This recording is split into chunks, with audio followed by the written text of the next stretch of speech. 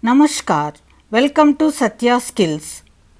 In this video, I would like to share with you all an important concept called indigenous banking, the most ancient living system of banking in the world.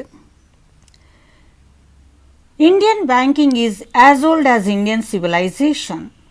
Indigenous banking system, an organized form of banking, flourished in India when the rest of the world did not even know what business is and what money and fund transfer is.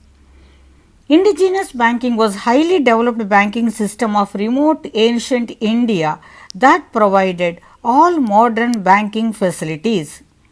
Banking historians traced some literature on indigenous banking in Vedas and Smritis that dates back to more than 6000 years. The concept of banking developed in Europe, the birthplace of modern banking. It was developed around 600 years back, but trade, finance and banking flourished in remote past during Vedic time in India and indigenous banking was a part of it with a different local name. The indigenous banking upholds the age-old traditions even today. Indigenous banking is a part of an organized money market of Indian money market. Indigenous banking is very active till the entry of European traders into India who depended on agency houses for their own banking needs. Thus, local banking, that is indigenous banking, could not reach the foreign rulers.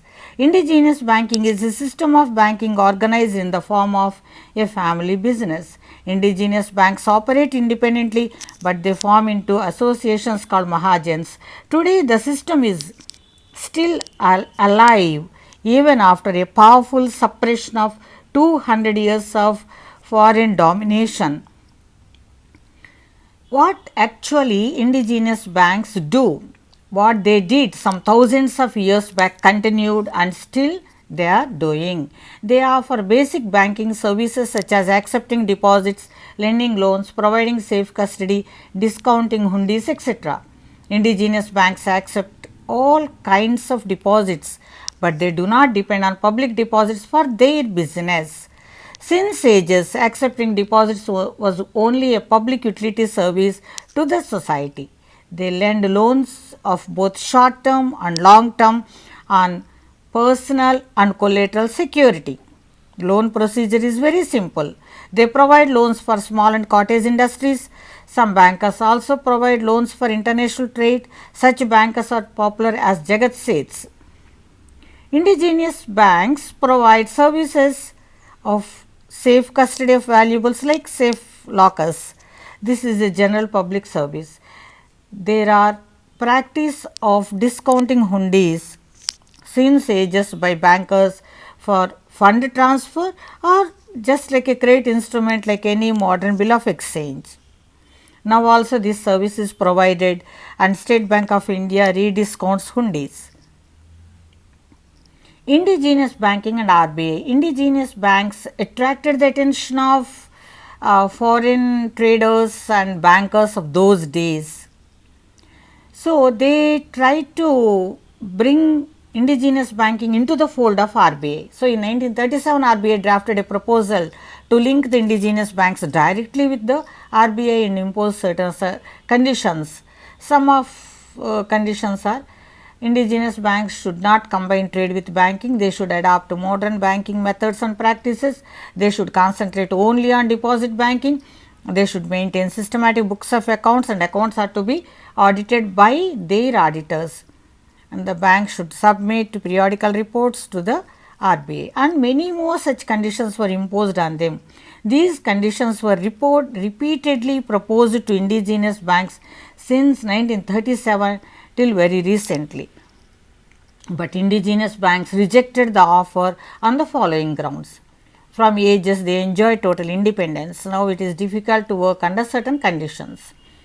As they are accustomed to a type of banking, they are reluctant for drastic changes suddenly. They are not willing to sacrifice trade because they earn maximum return on trade and commission business.